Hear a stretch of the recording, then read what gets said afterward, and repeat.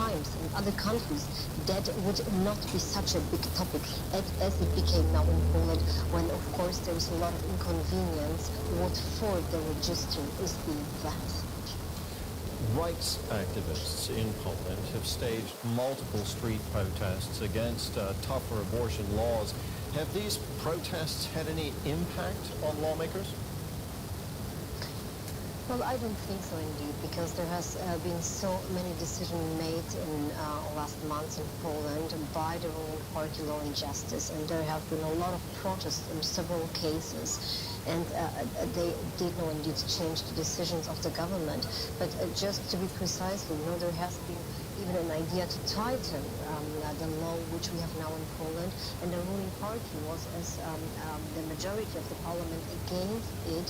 So it also shows that they might maybe not be any further step in the abortion law itself. So where do you think things will go from here in Poland's abortion debate, given that the country already does have very restrictive laws in place? Yes, it's hard to imagine that it could be even more restricted than it is now. Abortion is just legal, as it was said in the report, in 3 cases: rape, incest, or the threatened health of the mother. So this is already a very restrictive thing, and of course there is a debate going on among doctors and in hospitals. There has been also a hospital in the eastern part of Poland which declared that doctors are hesitating of some steps because they are afraid of what might happen to them. So there's a big debate going on in this country, and we never know how it ends because the society is very strongly divided, also in that case in Poland. Magdalena, thank you very much. That was DW's Magdalena Fritz-Harapat in Warsaw.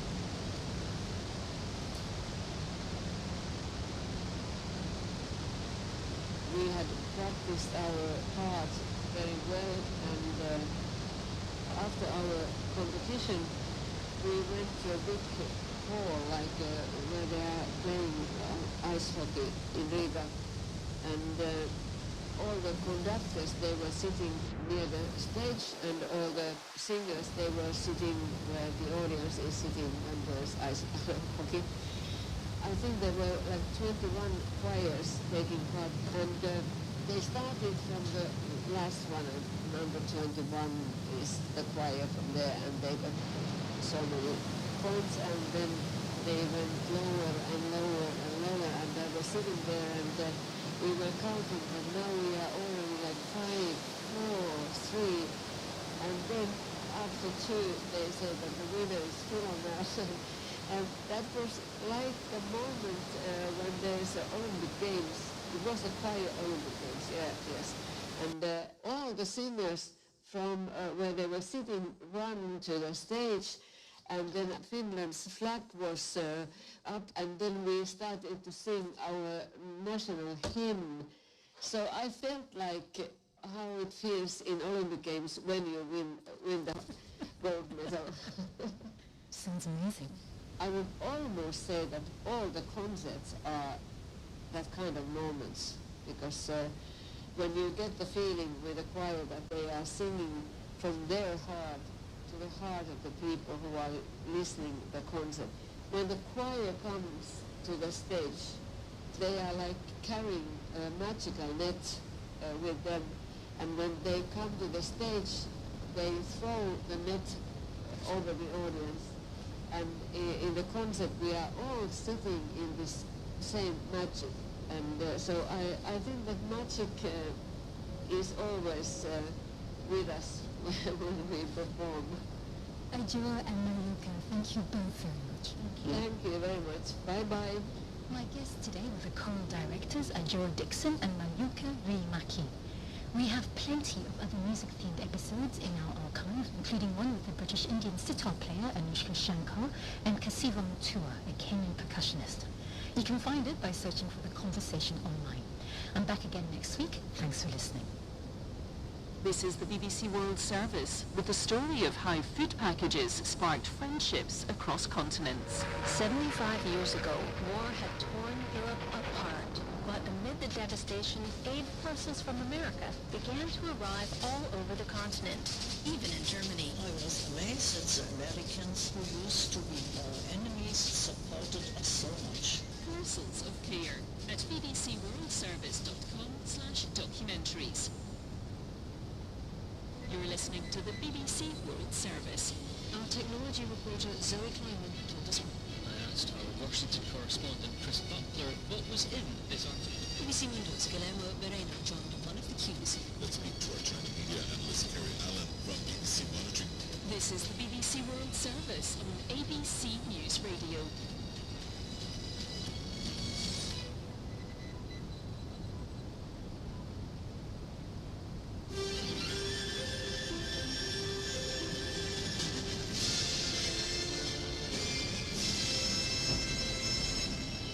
This is ABC News with David Rowlands. Queensland's quarantine restrictions are changing for close contacts. The ACT government has reintroduced an indoor mask mandate. With more, here's Madeline Cross. Quarantine requirements are easing for fully vaccinated people who come into contact with a COVID case in Queensland. The isolation period for close contacts at home will be halved from 14 days to 7. Residents of Canberra are again required to wear masks indoors, including indoor retail settings, workplaces, hospitality venues and public transport. A visitor cap of 5 people has also been reintroduced for ACT aged care facilities. And Northern Territory authorities are set to announce if Tennant Creek and Ali Karan will exit their lockdowns at 5 p.m. The President of the Australian Medical Association has urged the federal government to reintroduce COVID measures ahead of a snap cabinet meeting today. Omar Khorshid joins a growing list of calls for state and territory governments to mandate mask wearing, QR code check-ins and indoor density limits. He comes as New South Wales Premier Dominic Perrottet insists it's time for personal responsibility, despite the state recording more than 3,000 cases yesterday. Dr Khorshid says there needs to be a national plan to slow the spread of Omicron. It is a no-brainer in the view of the AMA, and in fact in the view of many experts who have been coming out over the last few days, that sensible measures that do not have significant impacts on people's lives, measures that are absolutely essential to manage Omicron. Britain's Treasurer says he understands people's frustrations as he announced new financial measures to support the UK's ailing hospitality industry, which has been disrupted by the Omicron COVID variant. 3 new measures to help employees and businesses will come into effect, including almost $2 billion in grants and loans to help the hospitality industry survive. Rishi Sunak says while he's confident the new measures will help, he empathises with people who are facing uncertain times. I absolutely appreciate people's frustration with all of this, and unfortunately we're just dealing with an enormous amount of uncertainty at the moment. And what the Prime Minister said is that we're reviewing the data day by day, hour by hour, keeping the situation under constant review, but can't rule anything out. The man accused of stabbing to death British MP Sir David Amess in Essex in October will stand trial next March on charges of murder and planning a terrorist attack.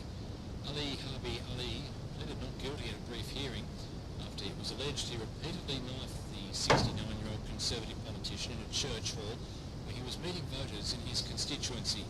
The killing of Sir David, which came 5 years after another British Member of Parliament was murdered on the street, prompted calls for better protection of politicians. Russian President Vladimir Putin has again demanded guarantees from the United States and its allies that NATO will not allow Ukraine to be a member, believing it will add to tensions. Mr. Putin's ultimatum comes as Russian forces continue to build up near the Ukrainian border, prompting fears of an invasion. Addressing Russia's top military officers, Mr. Putin has denied there are any plans to attack his country's neighbour, while he has also demanded guarantees that NATO won't expand. Bloodshed is not our choice, and we don't want such developments. We want to resolve issues by political and diplomatic means, but we also want to have clear, precise legal guarantees. That's the sense of our proposals expressed on paper and submitted to Brussels and to Washington.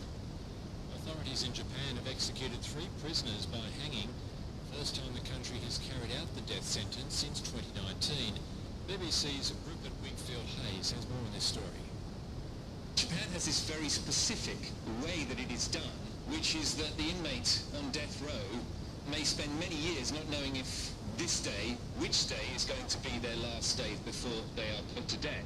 They are only told on the morning that it happened. So these three men would have been woken up this morning before dawn and told, you are now going to your execution this morning. And that's the first they would have known of it, and they would have sat there for many years not knowing exactly when it was going to happen.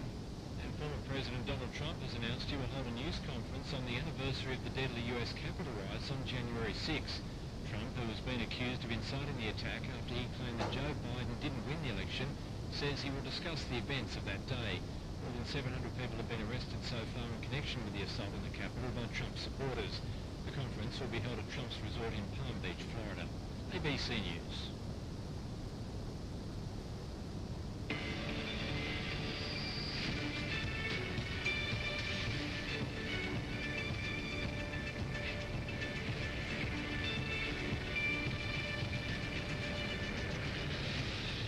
City weather now for Wednesday the 22nd of December, summer solstice down under. Brisbane 32 and sunny. Sydney partly cloudy and 27. In Canberra it'll reach 30 degrees under mostly sunny skies.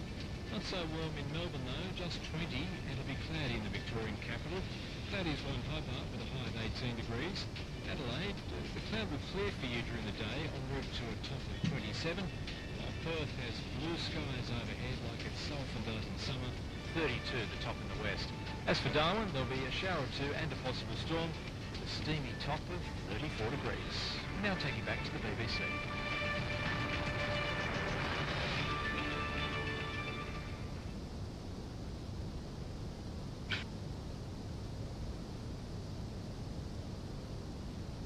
By these NATO continues to take control of Ukrainian territories. The situation is exacerbated by the supplies of by supplies of drones and other hardware. There are about 120 U.S. Military advisors near the villages of Avdiivka and Vyazovska. They've been helping Ukrainian special forces and radical groups. They've been training them.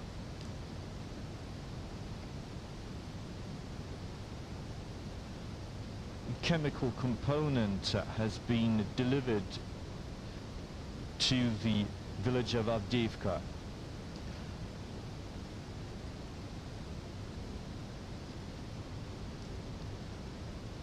Ukraine has been provoking the local defense forces in the Donbass, and there are risks that of spillover effects to the states which are part of the Collective Security Treaty Organization. We've been monitoring those developments and responding appropriately. After immense conflict, a drought is now battering Somalia. More than 2 million people have been affected, and the situation continues to get worse as of now. In fact, the United Nations has said that 1 in 4 Somalis is now facing acute hunger. The drought comes as climate change takes a toll on one of the world's poorest countries. Somalia is facing a 4th consecutive failed rainfall season. According to the UN, at least 100,000 people have abandoned their homes in search of food and water. It has warned that 30% of Somalis will be in aid of food by as early as the year 2022. And to make matters worse, it's not just Somalia, but several countries in the Horn of Africa, including Kenya, which has been facing catastrophic droughts of late.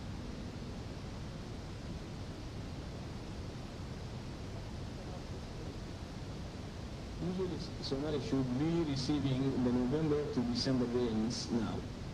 Instead, widespread drought has devastated the country.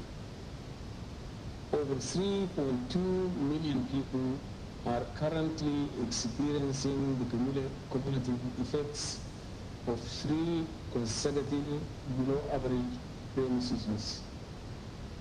And at least 169,000 people have been forced into internal displacement and are in search of food, water, and pasture. After diplomatic boycotts, climate change has now become a challenge for the Beijing Olympics. Changing wind patterns have made it difficult for organizers to build snow-clad arenas which are suitable for sporting activities. Our next report gets you all the details. Have a look. Strong wind is hampering snowmaking for the Winter Olympics in China. I want to try to get the snow quality on my jacket. Too much wind. Swiss man Jacques Fournier has been making snow since 1994. The temperature is minus 11 degrees. His team ensures snow is properly made on the trails, ramps and slopes in the arid heights of Zhangjiakou, nearly 125 miles northwest of Beijing in Hebei province. But the arid climate are making things tricky. The wind is too strong for the snow to stick. Actually, it's a lot of difference because here is no humidity, it's very dry, and it's a lot of wind. So on that kind of condition, the goal and the target is really to make the snow and to make the snow compact and to prepare rapidly to not let lose it by the wind. Zhangjiakou will host Nordic, snowboarding and freestyle skiing events at the Games in February 2022. However, the area receives little natural snow. This fact has raised concerns among environmentalists about demand for water to make artificial snow. On a recent particularly gusty day, snow guns sprayed 2.1 litres of water per second. The more the wind blows snow, of course, the more is needed. Alpine skiing events will take place at the National Alpine Ski Centre in Beijing, which gets even less snow.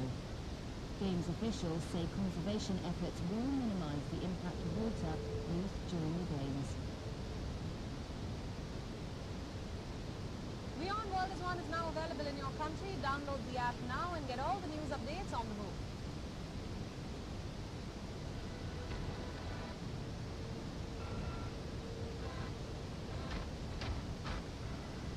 U.S. National Security Advisor Jake Sullivan is heading to Israel, and the focus of the meeting remains the Iran nuclear program. It comes as world powers scramble to salvage the nuclear deal in Vienna.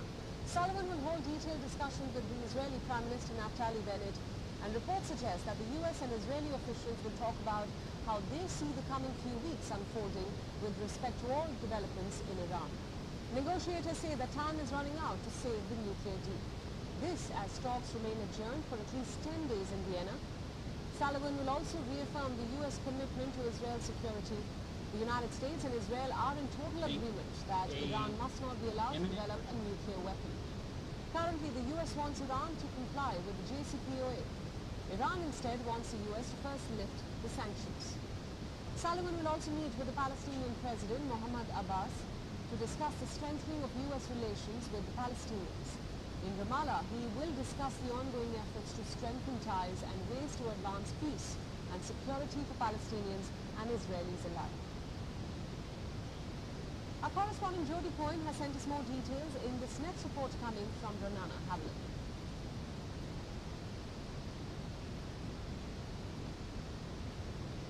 U.S. National Security Advisor Jake Sullivan is arriving in Israel on Tuesday for talks on Iran and other strategic issues.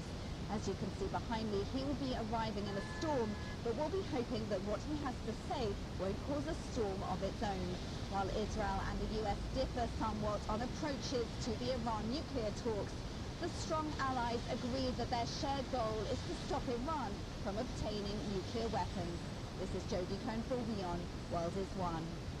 Beyond World is One is now available in your country. Download the app now and get all the news updates on the move.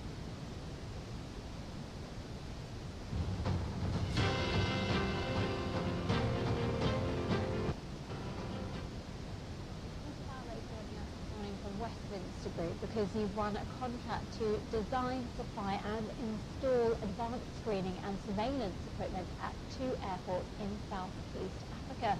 So I know you can only say so much, but maybe just explain as much as you can, Peter. Great to see you again. Yes, good morning, Katie. How are you? I'm doing well, thank you. Not too bad. Looking forward to Christmas. As are we all.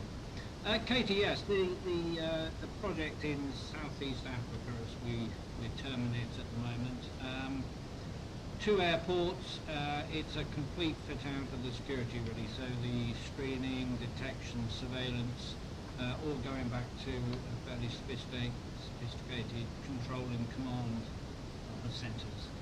So it's a full upgrade of the security at the 2 airports. It's being funded by the European Investment Bank. It was a tender that was launched at the end of actually 2020. We did expect it. This is one of the many projects that we've had that have been delayed and sort of right shifting over the COVID period. But we were expecting in which case we would have delivered it by now.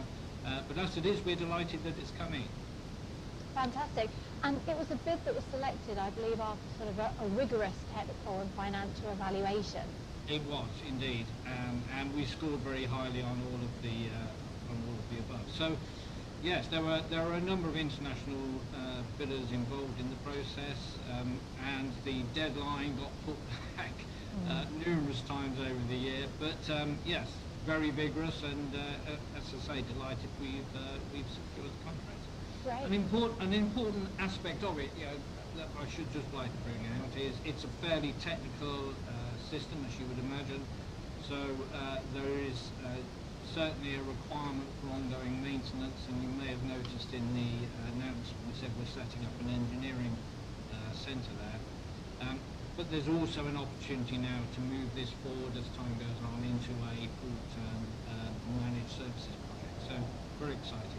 Yeah, I did see that because it's so high-tech, isn't it? We're talking new X-ray screening, metal detection, as well as advanced CCTV surveillance as well. Yes. Well, yes, and with analytics and artificial intelligence and everything else that goes along with, high-level security nowadays. And command centres at both airports as well, yeah, which is very cool. Is that something that you really, what's going to happen moving forward, these surveillance? X-ray screening, metal detection, as well as advanced CCTV surveillance as well. Yes. Well, yes, and with analytics and artificial intelligence and everything else that goes along with, high-level security nowadays. And command centres at both airports as well, yeah, which is very cool. Is that something that you think is really what's going to happen moving forward, these command centres and the control system and, the whole shebang? Oh, absolutely. It's the way airport security is running, so that you have a fairly sophisticated control and command. Obviously, with today's artificial intelligence, you hear that term all the time now, but it is quite important in security now and assisting operators identify unusual movements of traffic and everything. So, very high tech. Peter, you mentioned that there were a few opportunities that had been delayed due to sort of the pandemic. Are you expecting more to come through there, and there's still more on the waiting list that you're waiting to get signed off? Yes, indeed. There are several that we thought would come in this year and we know are still bubbling around. Of course, there's no certainty in life other than death and taxes, I think, as the saying goes. But yeah, I think there's a strong possibility that we'll see more coming through in the near future. And would it be in that region of the world as well? All over. So all over. Different parts of the world. Yeah. Wow. One of the strengths of our business is to have, multiple revenue streams from different parts of the world, and that's all part of the growth plan. Yeah. And just finally, as we're wrapping up 2021, how would you say that it sort of treated you as a whole? Well, I mean, of course, COVID and global lockdowns and travel restrictions have impacted us. They've impacted us in two ways. So, parts of our business, our airport operations, for instance, are about 60% of pre-COVID levels. And remember, we're a very highly geared business, so operationally geared. So that extra 40% pretty well would all be profit. So if we hadn't have been impacted with our guarding and training and airports, we'd have made our numbers. But we were also impacted, as we were just hearing, about delayed projects. So there's been some various delays, either because of COVID, causing disruption in organisations or travel restrictions, or just simple lack of business confidence, people wanting to play talks. So, despite all of that, I think actually we've had a reasonably successful year. We've kept all our operations going, we've kept all our people safe, and I think we're looking forward to quite a healthy 22. I'm quite excited. Good stuff. We'll be catching up in the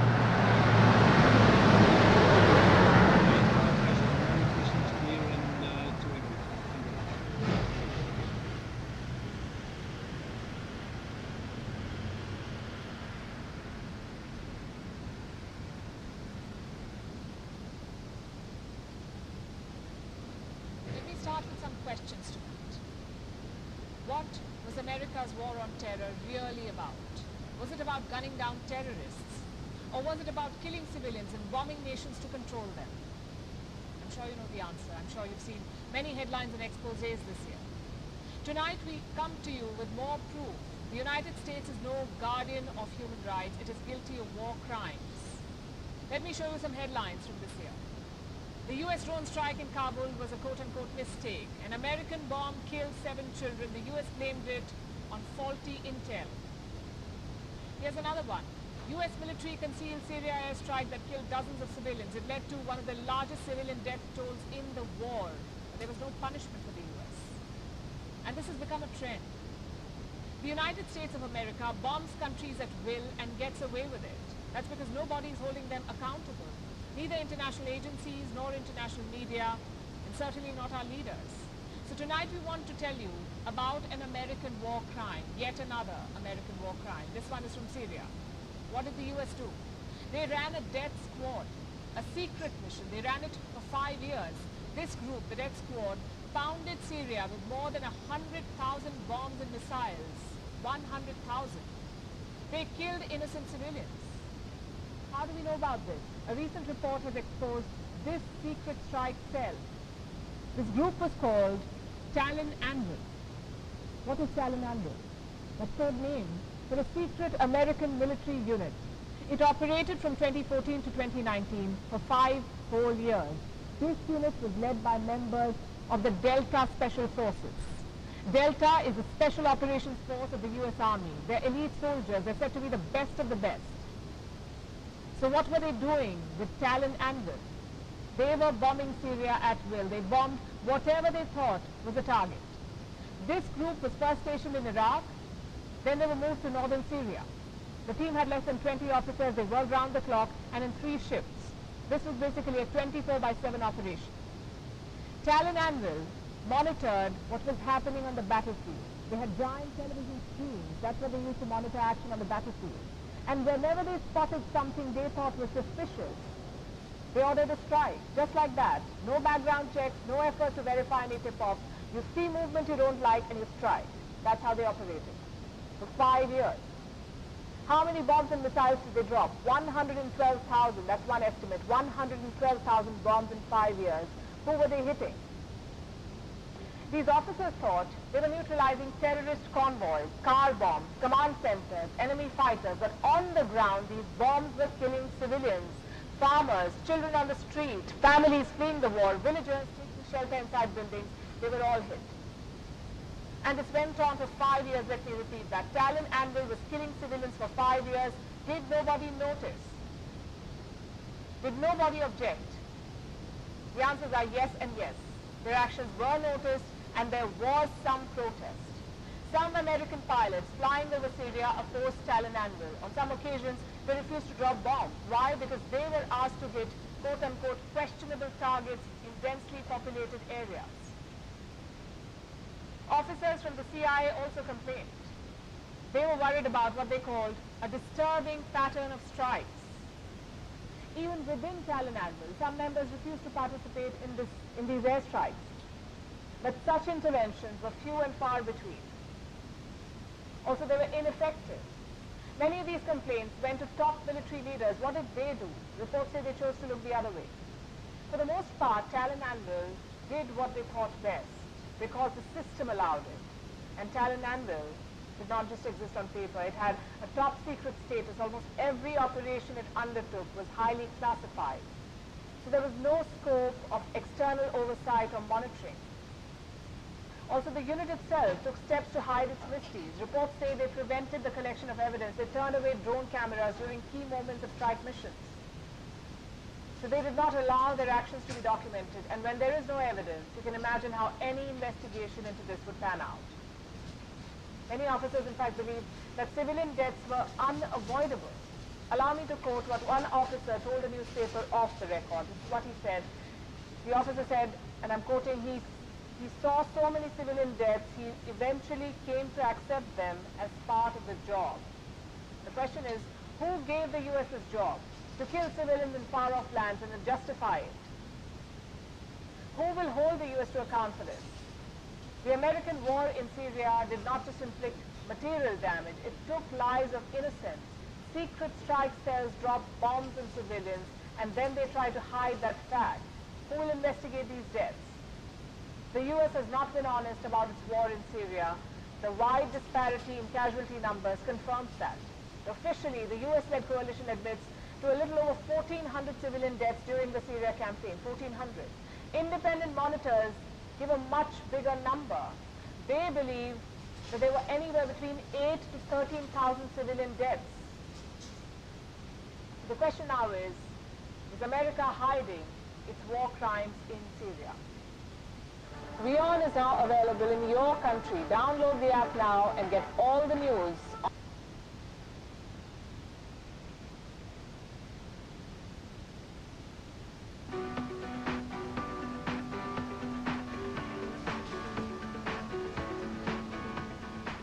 2021 has been a great year for many commodity players, with several commodities seeing a sharp surge in prices. I'm Rachel and this is Kalkine Media.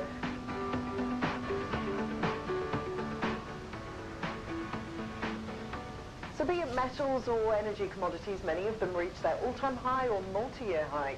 However, the price of few commodities in the international market have eased over the last couple of months. Let's have a look at how the market has been throughout the year. Well, during the second half of 2021, China and Europe faced a severe energy crisis. The crisis hindered the industrial output as there were acute power shortages across the country. Thanks to this, the price of fossil fuels, including coal, crude oil, natural gas, rose significantly during that period. Coal began the year 2021 at $69.30 per ton. During the peak of the energy crisis, prices reached over $274 per ton in May. That's more than 300% rise in price in just 5 months. Iron ore, copper, aluminium, lithium, and others. The list is long when it comes to industrial metals. As in the case of energy commodities, when the industrial activity stopped picking pace, the demand rose significantly, pushing the prices higher. Iron ore reached a new high of $220 per ton during the June quarter on the back of strong demand from the Chinese steel sector.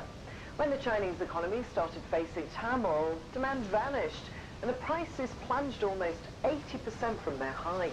Lithium has been the commodity of choice for investors. The companies involved in the exploration and development of the battery metal gave multifold returns to their shareholders in 2021. The price of lithium carbonate rose almost 4 times in 2021, and copper has been designated as the metal for transition into the new electric era. Copper finds application in nearly all electrical devices. Therefore, its demand remains stable all throughout the year.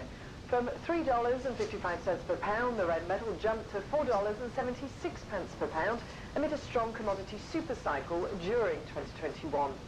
So despite coal being labelled as a sunset commodity, it's emerged as a big player as far as price action is concerned. In the industrial metal segment, the demand for lithium is anticipated to remain strong, with the electric vehicle sector booming.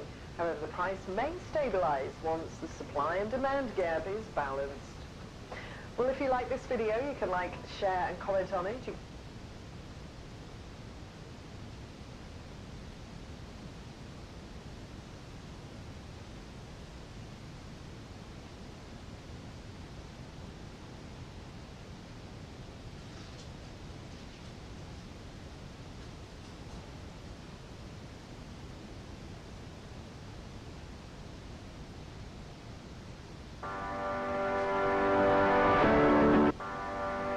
Check it out by now. using COVID check-in apps by now. Several countries have made it a standard procedure to ensure contact tracing. However, these apps have raised severe concerns about users' privacy. Let's delve deep into that issue. I'm Rachel, and this is Kalkine Media.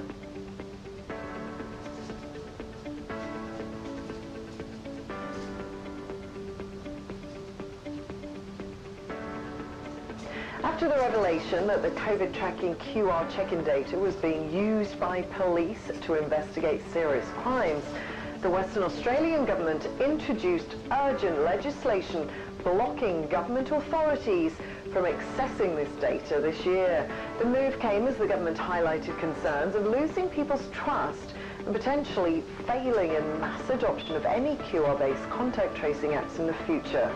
Of course, there's always risk. And there's a risk of codes such as the QR codes taking a user to a malicious website or a place designed for phishing attacks and handing over personal information to an unknown entity. So to ensure this doesn't happen, governments can introduce contact tracing apps with robust privacy by design protections, limiting access, minimizing data collection and retaining data only for a time that's essential are some of the ways to reduce privacy issues. Meanwhile, limiting the disclosure of contact tracing apps seems essential for governments, as such practice can interfere with a person's right to privacy. We all know the risks of mobile location tracking, with sensitive information about a person's behavior, identity, location, associations and activities. So to retain the public's confidence, it's absolutely essential that governments protect privacy and data while making use of something such as COVID check-in apps. If you like this, you can like, share and comment on the video, and you can subscribe to our YouTube channel. You can also press the bell icon to get notifications for our latest videos. I'm Rachel, signing off for Kalkine Media.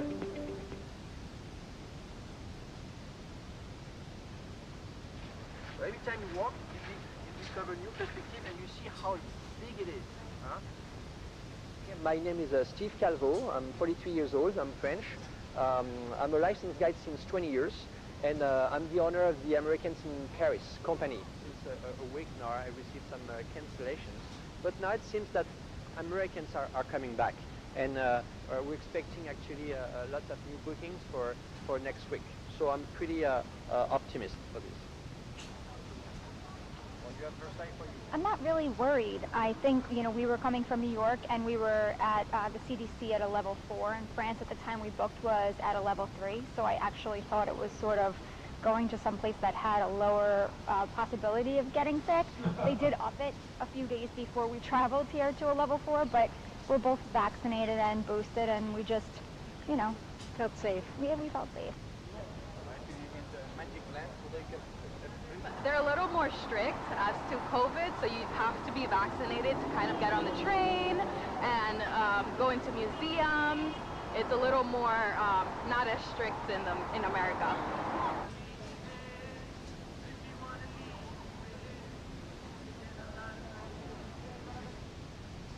Thanks, Yvonne, for having me back, and it's a great question. I think it's worth 30 seconds to pause how we got here, and it's clearly because we haven't spent enough time worrying about vaccination programs in our rush to worry about vaccines. We haven't worried enough about syringes, about healthcare workers, and about how we can ensure that countries have capacity to produce vaccines.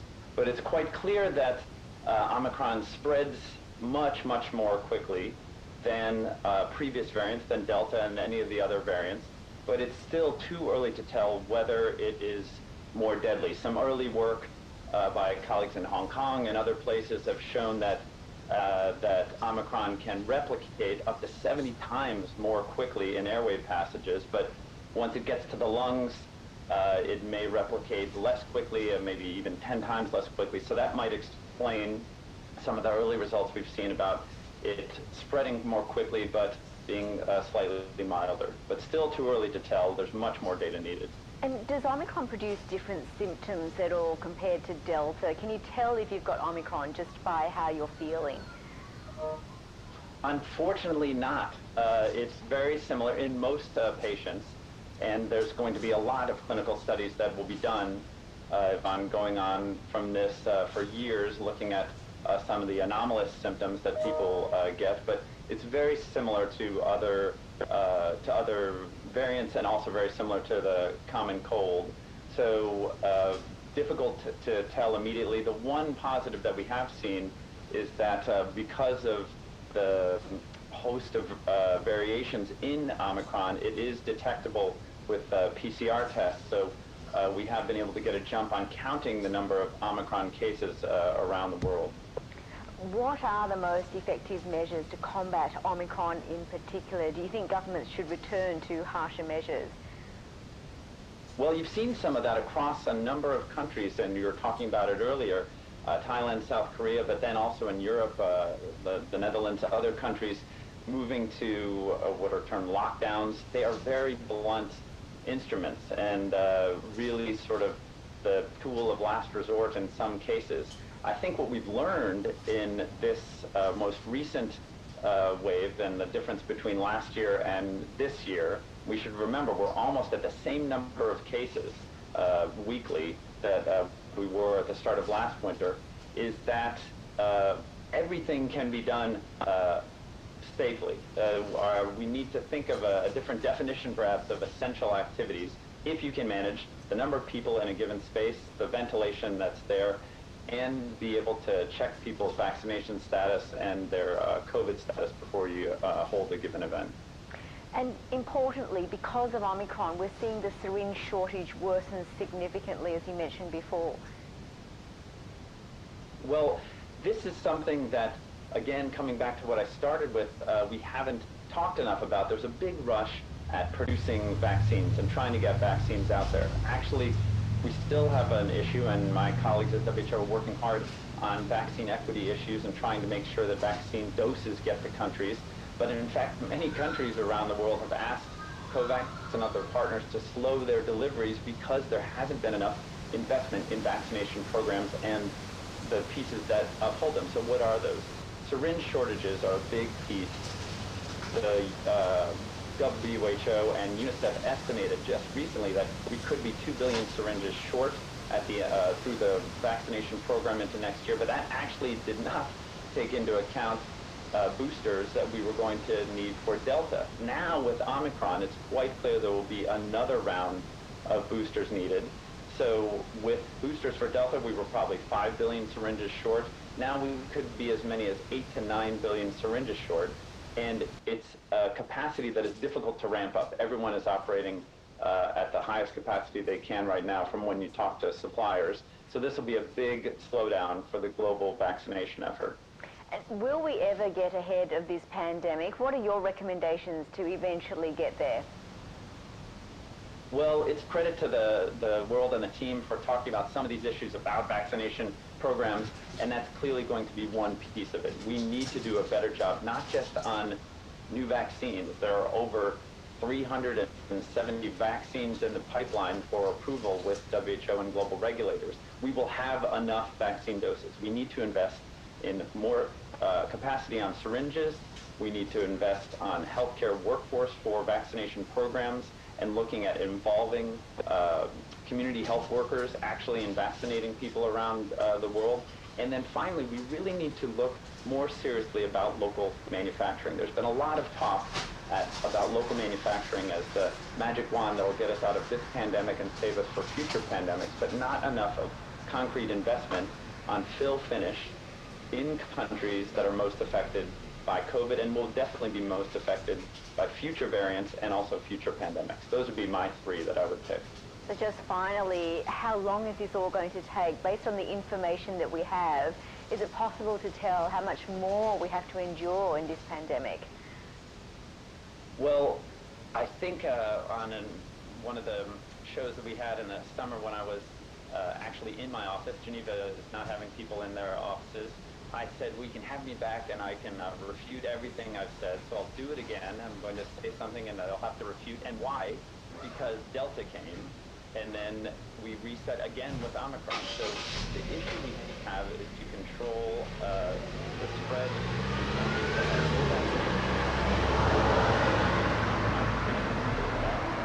Combinations are breeding a lot of new variants. But we have with diseases the issue of eradication eradication, elimination, control. We've only ever eradicated one disease. We have managed in some countries to eliminate things like polio, measles, etc. Both of those are off the table for COVID.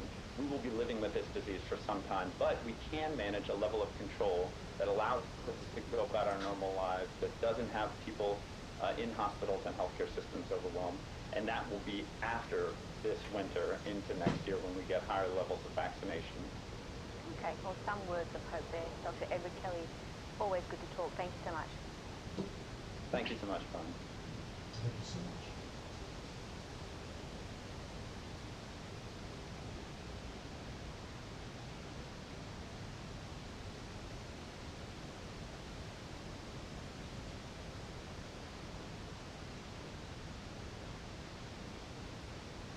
We are at this very unique stage where we are just about, hopefully, we are out of this impact of the pandemic on the economy and on the whole world and the impact that it has left. So this is the time that governments need to make sure that they gear up with the right equipment in terms of people, processes, and technology in order to accelerate the growth and also pull all the resources within the country and the government in order to accelerate and push the growth that is intended to be done. To look at, are they having the right capability and skills and the right technology in order to enable them to actually march toward the destination. So this is exactly the correct time actually for us to issue such a report and evaluate where we stand and where we head and at what speed we can move it.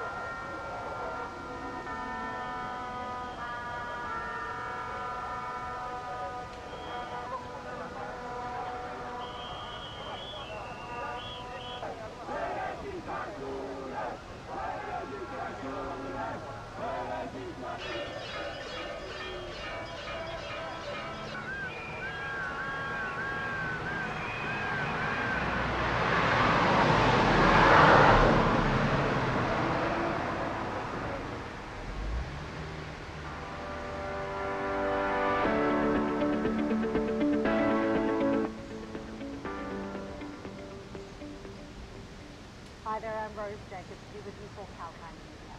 Property prices in Australia have been some of the quickest to rise throughout 2021. But before we get stuck into this hot topic, make sure you do hit that bell icon at the bottom of the screen for all of the hottest updates. Now, as many of us know, the ever-increasing demand for property in Australia has led to a booming real estate industry, with the most expensive house in the country being valued at $60 million Australian dollars. House hunting in the country has become an extremely lengthy process due to the skyrocketing prices. However, some parts of Australia continue to experience a heavy influx of buyers despite the high prices. So here's a look at some of the most searched property locations right across Australia. Starting off in New South Wales, the most searched area in the state was Sydney's eastern suburbs, where properties offer the freshness of city life as well as the coolness of the beach breeze. The median house price in the eastern suburbs rose 27.4% to $3.6 million in the year to September. The top three most searched regions in New South Wales on Domain included Sydney's eastern suburbs, Sydney's inner west and the Newcastle region. Up next, Victoria. Buyers were attracted to Victoria because of the big homes on big blocks of land. Most of the demand came from the north of Melbourne, where there are a plethora of large blocks and huge amounts of space. Additionally, the region is also more affordable than the eastern and southeastern suburbs. The median house price in Melbourne's northeast region, the area with the highest demand, rose 16.3% to $820,000 in the year to September 2021. The top three most searched regions in Victoria on Domain included Melbourne's north, Melbourne's Bayside and the inner city. To To the ACT now, and the citywide median house price reached a record $1,074,000 and 187, rising 32.4% in the past year to September 2021. The inner north and inner south are premium areas with the largest land sizes, driving house demand in the ACT. The top three most searched regions in ACT on Domain were Canberra's inner north, Canberra's inner south and Belconnen. And finally for today, heading north to Queensland. In the sunny state, the Gold Coast was the most searched area, beating even Sydney in the house hunt race. The Gold Coast median house price rose 18.8% to $820,000 in the year to September 2021. The region's median unit price rose 14.1% to $535,000 in the same period. The top three most searched regions in Queensland on Domain were the Gold Coast, Brisbane, City and North and the Sunshine Coast. That's a wrap for now. Please check out the website for more info at kalkinemedia.com.au and make sure you like, comment, subscribe and share. I'm Rose Jacobs. Thanks for joining me.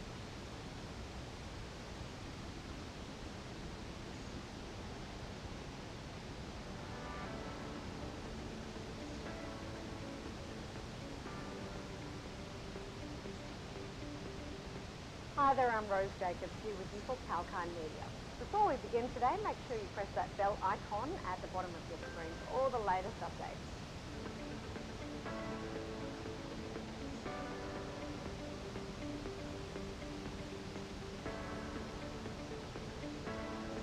Now, you may recall that Better.com Chief Executive Officer Vishal Garg fired 900 employees, around 9% of the company's workforce, on a Zoom call recently.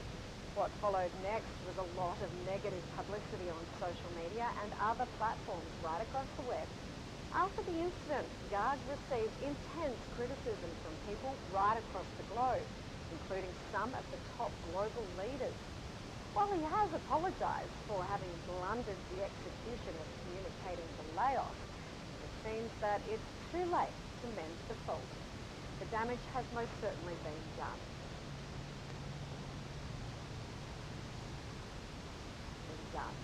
So, let's not wait for yet another unfortunate episode for somebody else. Having learnt a lesson from the one mentioned above, we have corroborated a list of tips to follow for any leaders who are watching for a firm to avoid causing a blunder while announcing layoffs. First and most important would be being empathetic, be it temporary suspensions or permanent termination. Being empathetic, be it temporary suspensions or permanent terminations for business reasons, or as simply part of downsizing the firm. The employer must understand the emotional state of the employee. Leadership must ensure that it's not conveyed as a rude awakening to the employee. Number 2, plan it well.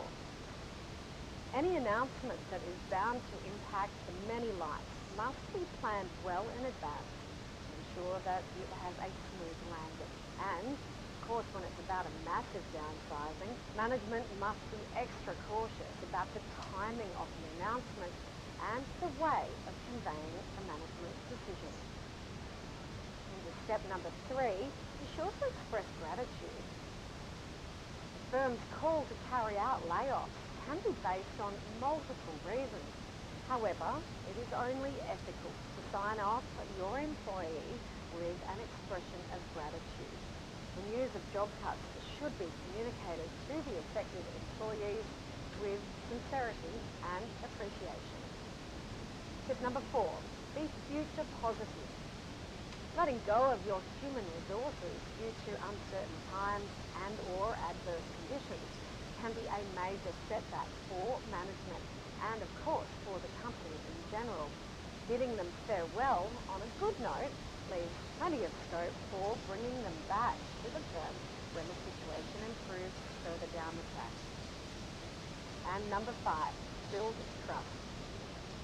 It is often seen that after a company announces layoffs, several other employees tender their resignations, assuming that the firm is not in a stable capital position. The management of the firm and its leadership must come forward to clearly state those reasons for layoffs and to clear the air, even if it is a financial crisis. Well, that's it for now, and all of our tips that I hope you've certainly picked up a few pointers. Please check out the website for more, kalkinemedia.com.au. Make sure you like, comment and subscribe to the channel. I'm Rose Jacobs. Thanks for joining me.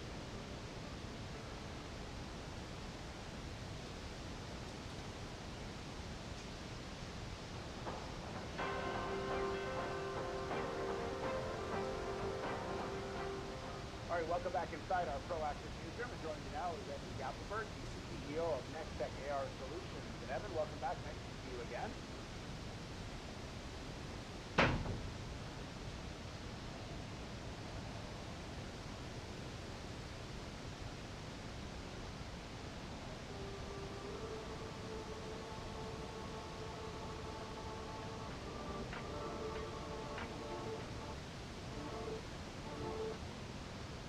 That I have my COVID test. And I have so I have a chip implant in my arm, and I have programmed the chip so that I have my COVID passport and on the chip. And the reason is that I always want to have it accessible. And when I read my chip, I just swipe my phone on the chip, and then I unlock, and it opens up. This is a PDF, which is my COVID passport. And this means that it's always accessible for me, or for anyone else really who wants to read me. For example, if I go to the movies or go to a shopping center, then people will be able to get my status, even if I don't know. Chip implant costs, 100 euros if you want to buy them, the more advanced versions. And you can compare this with, for example, a health wearable that will cost perhaps twice that, but at the same time, a chip implant you can use for 20, 30, 40 years, whereas a wearable you can only use for 3-4 years.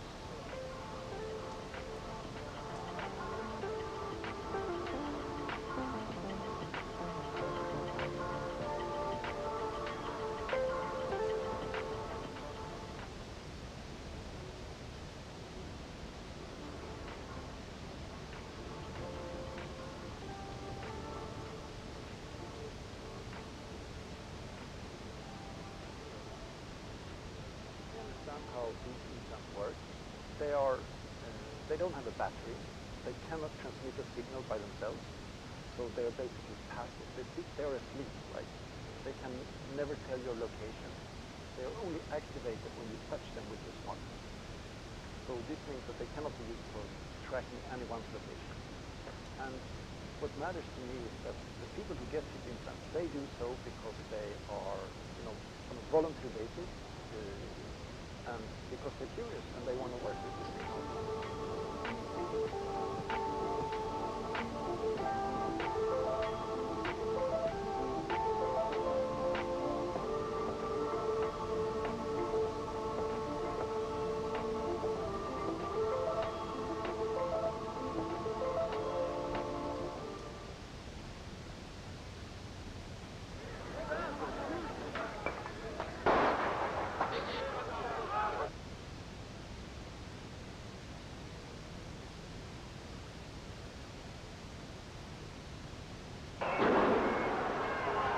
So I have a chip implant in my arm, and I have programmed the chip so that I have my COVID passport and on the chip.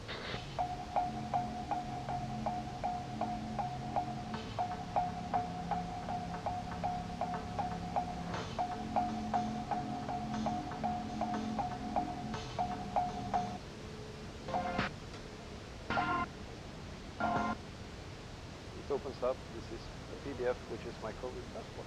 And this means that it's always accessible for me, or for anyone else really who wants to read me.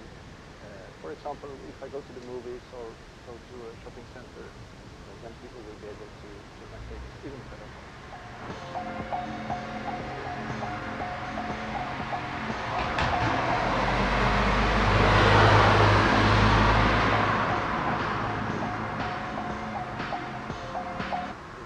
Very relevant use replication for it. So that's why we're doing it right now. Snowed by themselves.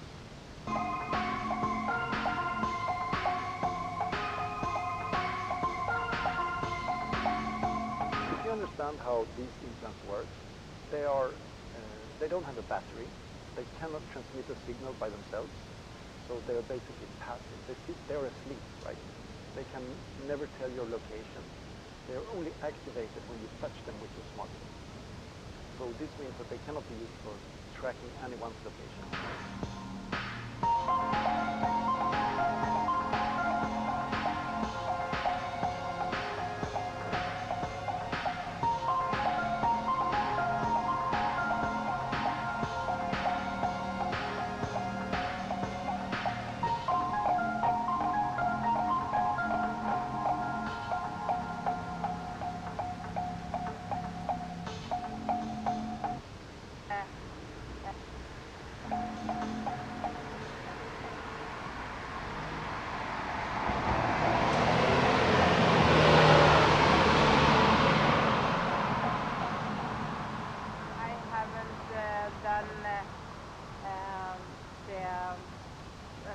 Vaccine yet, so for me it will be like it's kind of force you to do the vaccine, so I'm not I'm against it.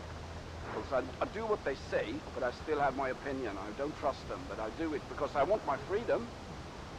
So yeah, basically I will do it. Of course I will, unless there comes another rule in a couple of days to change their mind again. You never know, do you?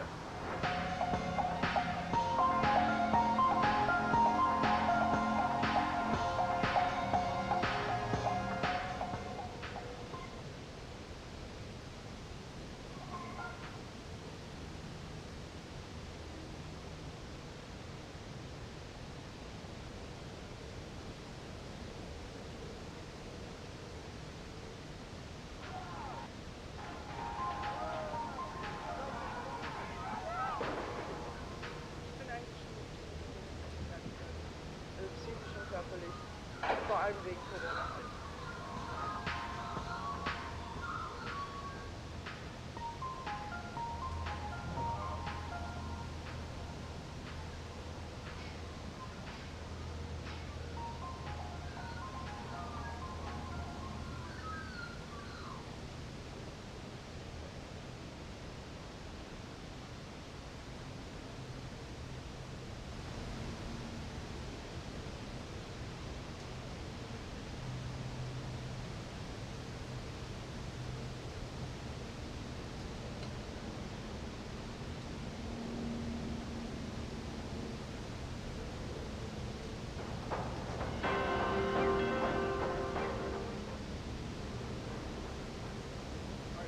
Inside our proactive newsroom, and joining me now is Evan Galtenberg, CEO of Nextech AR Solutions. And Evan,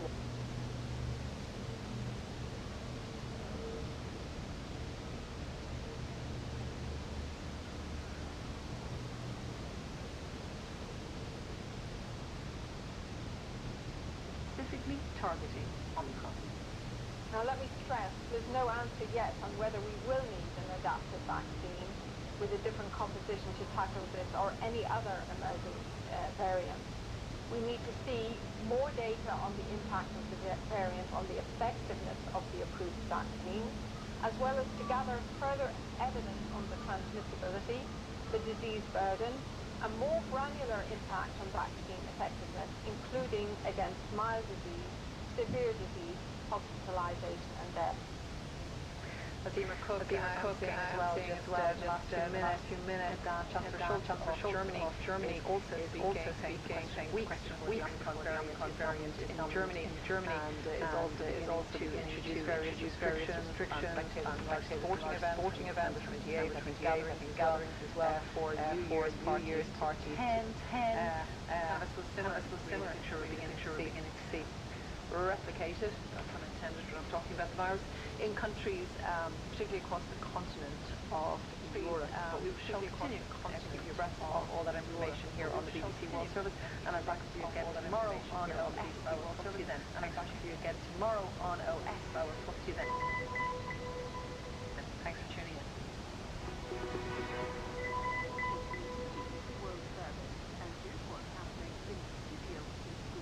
listening to the BBC World Service, and here's what's happening in the studio this week. I've been following the choreographer and director, Sir Matthew Vaughan, who is reimagining his big hit, Tchaikovsky's ballet, Nutcracker. When I watch a piece, I always have new thoughts about it. I'm someone who's a serial sort of meddler in my own work. In the studio at bbcworldservice.com/in-the-studio. BBC World Service, and on our website. This is the BBC World Service, and on our website you can explore more of our programmes, from documentaries to science. Listen and download anytime by going to bbcworldservice.com.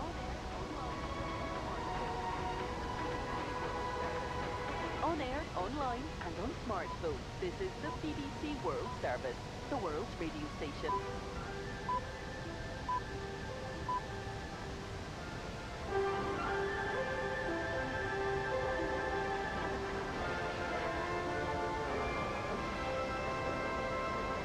Good morning, this is ABC News with David Rowlands. Canberrans now need to wear masks indoors while quarantine requirements have eased for fully vaccinated close contacts in Queensland. With more, here's Madeline Cross. The ACT government has reintroduced an indoor mask mandate, meaning residents must wear a face mask in all retail and shopping centres, indoor workplaces, hospitality venues and public transport. Residents in aged care facilities will also be limited to 5 visitors per day. Queensland has eased restrictions for close contacts, reducing the isolation period from 14 days to 7. Testing queues remain long across New South Wales and Victoria, with thousands of active cases in both states. And indoor mask rules are set to be discussed during an emergency meeting of National Cabinet today. The professional body for GPs is calling for more resources to the industry with a growing demand for COVID booster shots.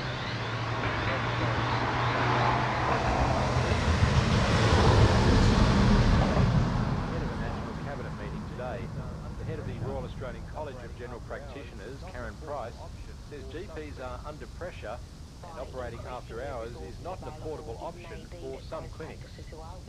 By increasing the resources available, it may be that those practices who are willing can actually branch out and use some of that after hours time. And we've also got to be mindful that general practice is also doing business as usual. We've got mental health concerns, we've got chronic health implications of the pandemic also going on. So it's a very, very busy time.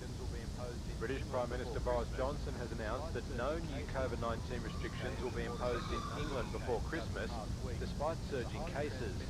The UK has reported record numbers of cases over the past week as the highly transmissible Omicron variant spreads.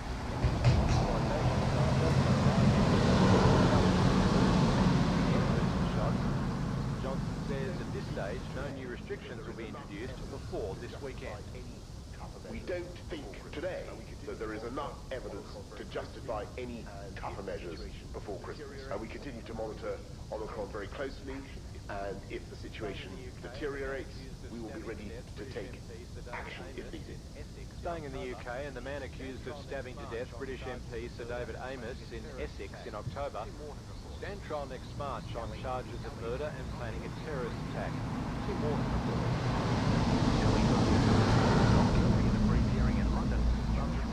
Repeatedly knifed 69-year-old Conservative MP Sir David Amess in a church hall where he was meeting voters in his constituency. Police say that before the killing in Essex, the 25-year-old, who has Somali heritage, carried out reconnaissance on possible targets to attack, including British MPs' addresses and the Houses of Parliament.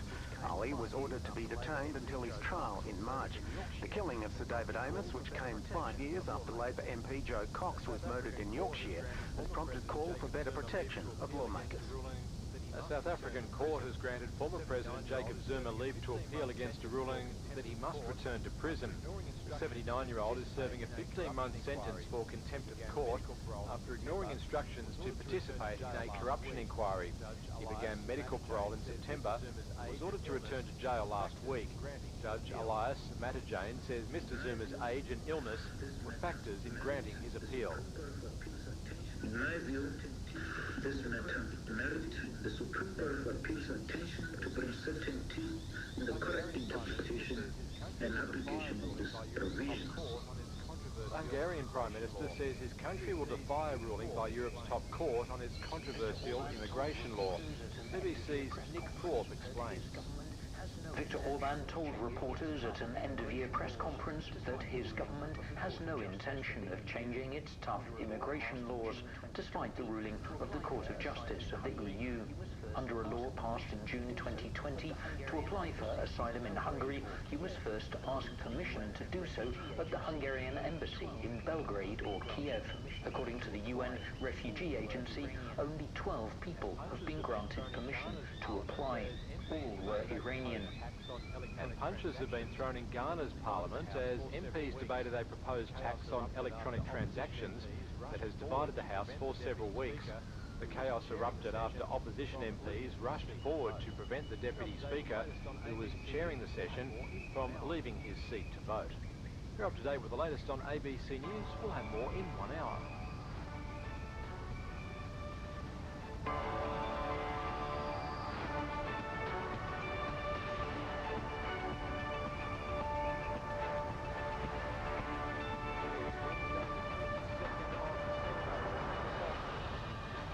It's Wednesday, the 22nd of December, the summer solstice. This is what the weather has in store for us around the nation today. Brisbane, sunny and 32. Partly cloudy and 27 in Sydney. Canberra, mostly sunny and 30 today. Not so warm or bright in a couple of the other cities. Melbourne, partly cloudy and 20. Hobart, cloudy and 18. Cloud clearing in Adelaide today on the way to a top of 27 degrees. While Perth is in for a classic summer's day, 32 and sunny in the west. Darwin will have a shower or two and a possible storm with a high of 34 degrees. That's your capital city weather for the day ahead on ABC News Radio. Back to the BBC.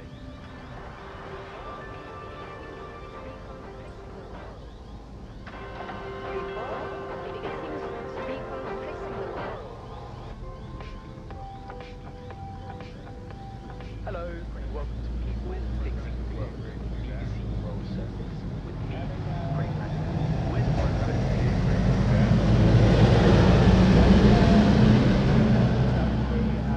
Company's signing a deal with Restaurants Canada, and this is not only for having trade shows. This is for a lot more than that as well. So maybe you sort of get us some ideas about who Restaurant Canada is. Yeah, Restaurants Canada has been around since the 1940s, and they're really the largest food service organization in Canada.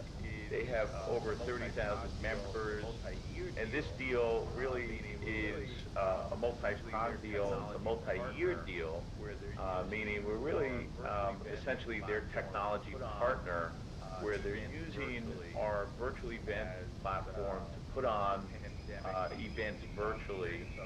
But more importantly, they're using our 3D AR technology to create human holograms of chefs, 3D AR product experiences, using our augmented reality ad network to generate additional revenue. And we're building really something very, very unique for Restaurants Canada, a first of its kind metaverse marketplace, where all of the food purveyors will be able to list their products and services on this metaverse marketplace, and restaurants will be able to order equipment and food, and it's really a full-on marketplace to buy and sell restaurant products throughout Canada for the 30,000 members of Restaurants Canada. It currently does not exist. It's a big opportunity. We see this as a multi-million-dollar opportunity to Nextech over a number of years. So it's a big deal, and we're super excited about it. Yeah, Evan, this is sort of when you were setting all of this up, this really puts into play a lot of the things that you've talked about making sure that you have a lot of different pieces per company. That some companies may want this, or some may want that, and then there's organizations like Restaurants Canada that want just about everything. I mean, is that the key to what makes this deal work? It is. I mean, just imagine you're a restaurant and you're part of a whole chain of restaurants, and they're spread out throughout the country, or you're part of a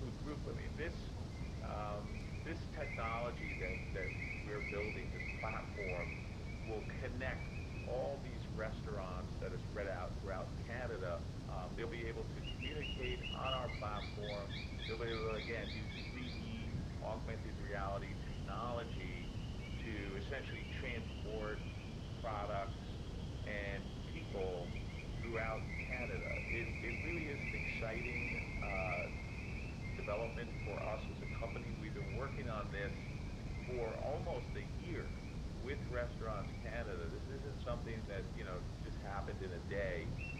They've been our customer. They had an incredibly positive experience with the virtual event earlier in the year, and we've been talking with them about building this for them, with them, and now it's actually happening. So it's a really exciting deal. It's something new. We've never actually built a metaverse marketplace for anybody before, so this will be a first of its kind. And like you said, Steve, it brings all of our augmented reality technology, all of our essentially event technology, all into one place, and it's going to be very, very powerful, and we believe a big win for the restaurant industry and for Nestec as well. Spotify's new Pod City, the latest from podnews.net, with Memberful, helping you build reliable, recurring revenue from your podcast. Spotify has unveiled its downtown LA offices called Pod City. It can accommodate 600 employees and has 18 studios. We reported yesterday the podcast hosting company Bcast had pulled all lifetime accounts. With just 2 weeks' notice, the company has now changed its mind, calling the decision misguided, irresponsible, and a mistake. It's also refunding